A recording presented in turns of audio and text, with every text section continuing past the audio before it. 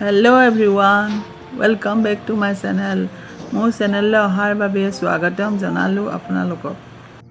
এতিয়া ভিডিঅ'টো আৰম্ভ কৰোঁ মই মোৰ বেলকনিত ফুলি থকা ফুল কেইজোপাক লৈ। এই চাওকচোন, ৱাটাৰ লিলি কেইজোপা ইমান ফুলিছে, গোটেই কেইজোপা কলি ওলাই ফুলিব ধৰিছে। ফুলটো চাবলৈ ইমান মৰম লগা, চাওকচোন ইমান সুন্দৰ ফুলটো। এইয়া চাওকচোন, পিটনীয়া কেইজোপাও ফুলিব ধৰিছে। পিটনীয়া মই বহুত লগাইছিলোঁ পুলি, তাৰে ভিতৰত কেইজোপামানহে বাচি আছে। বৰষুণৰ ফলত প্ৰায় মৰিয়ে গ'ল। এইকেইজোপা ফুলি আছে আৰু পুলি ওলাইছে, সেই পুলিবোৰ আকৌ মই লগাব লাগিব। এই ফুলজোপা চাওকচোন ফ্ৰেণ্ডছ, এনি টাইম ফুলিয়ে থাকে, 12 মাহে ফুলি থাকে বুলিয়ে ক'ব পাৰি। এনেধৰণৰ ফুল এজোপা যদি আপোনালোকে বেলকনিত লগাই লয়, বেলকনিখনেই শুৱনি হৈ পৰিব।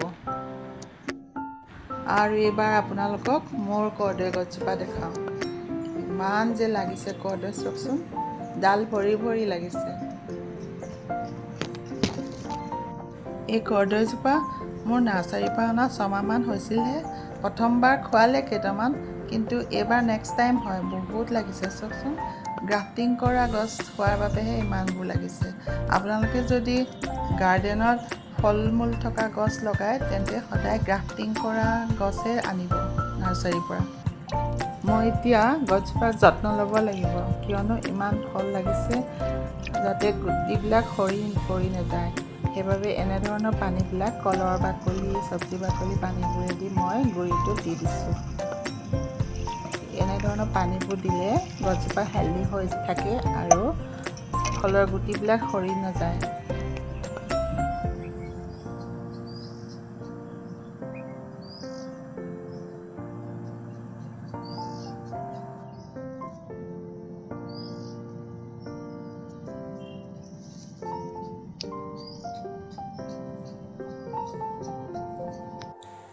বন্ধুসকল চাওকচোন, মই আপোনালোকক এজনী চৰাই দেখুৱাম। মোৰ সজিনা গছজোপাৰ ডালত সদায় আহি তাই বহেহি। ৰাতিপুৱা তাইক মই সদায় দেখোঁ গছৰ ডালত। এই চৰাইজনী কি চৰাই হ'ব জানো, মই তাকে ধৰিব পৰা নাই। কুলি চৰাইৰ দৰেও দেখিবলৈ, কিন্তু বেক চাইডটো ৰঙা, কুলি নহ'ব চাগে। নামটোহে মই ক'ব পৰা নাই আপোনালোকক।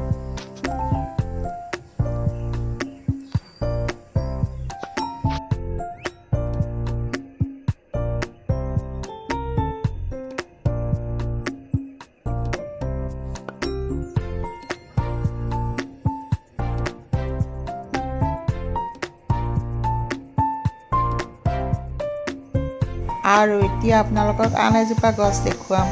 এইজোপা চাওকচোন, অমিতা গছ। একদম তলৰ পৰা আহি ওপৰ পালেগৈ গছজোপা। ইমান যে ওখ হয় অমিতা গছ। মোৰো সুবিধা হ'ল অমিতা ছিঙিবলৈ। ওপৰৰ পৰা মই সহজতে ছিঙিব পাৰিম।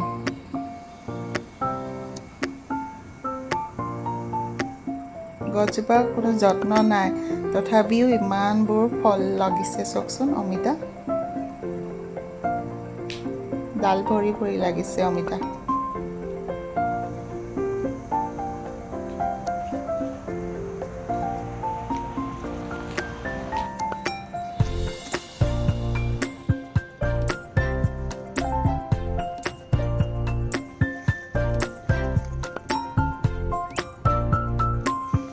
এতিয়া মই মেইন টপিকটোলৈ আহোঁ। এই ফুলকেইজোপা চাওকচোন, ইমান ধুনীয়া নহয়নে বাৰু? এই ফুলকেইজোপাৰ পাতৰ পৰা মই শিপা উলিয়াই পুলি উলিয়াম। আপোনালোকক মই দেখুৱাম। এইবোৰ ইনড'ৰ প্লাণ্ট হয়। এনেধৰণৰ প্লাণ্টবিলাক আপোনালোকে বেলকনিত ৰাখিব পাৰে। তলৰ পাতবোৰ লৈ মই পটিং মিক্সত এই পাতবোৰ ভৰাই থ'ম। 15 দিনমানৰ পাছত ইয়াৰ পৰা ধুনীয়াকৈ শিপা ওলাব।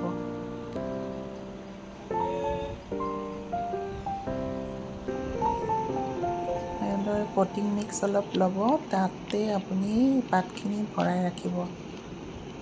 15 দিনমানৰ পাছত আপোনালোকে ইয়াৰ পৰা ধুনীয়াকৈ শিপা ওলোৱা দেখা পাব।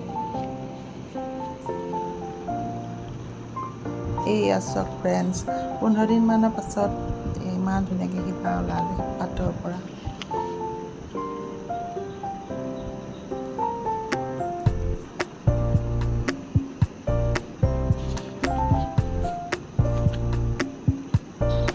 আৰু একেদৰে আনজোপা ফুলগছৰ পৰাও মই এই পাত বা ডাল লৈ গ্ৰ' কৰিম। পাতবোৰ লৈ প্ৰতি মিক্সত এনেদৰে ভৰাই ৰাখিম। ইয়াৰো আপুনি 10-15 দিনৰ পিছত ইয়াৰ পৰা শিপা ওলোৱা দেখা পাব।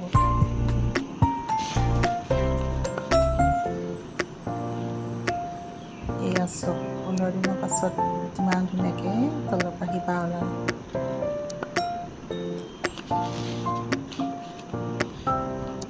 এনেদৰে খুব সহজতে আপোনালোকে ডাল বা পাতৰ পৰা আপোনালোকে শিপা উলিয়াব পাৰে। আৰু এইকেইজোপা চাওক স্নেক প্লাণ্টছ, ইয়াৰ পৰাও মই পাতৰ পৰা পুলি উলিয়ালোঁ।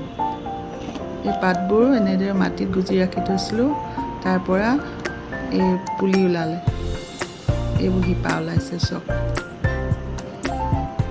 এনেদৰে পাতবোৰ গুজি ৰাখি থ'লে ইয়াৰ পৰা বহুত পুলি ওলায়।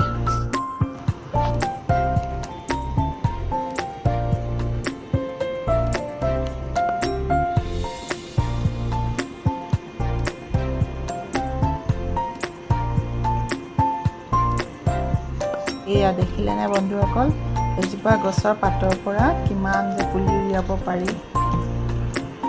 এনেদৰে পাতবোৰ লৈ লৈ আপোনালোকে মাটিত গুজি ৰাখিব পাৰে আৰু অনেক পুলি উলিয়াব পাৰে ইয়াৰ পৰা।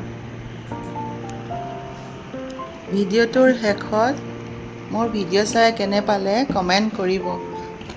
আৰু নতুন ভিউৱাৰ্ছবোৰ মোৰ চেনেলত আহিছে যদি ছাবস্ক্ৰাইব কৰিব। আজিলৈ বাই ফ্ৰেণ্ডছ, পুনৰ আকৌ লগ পাম, বাই।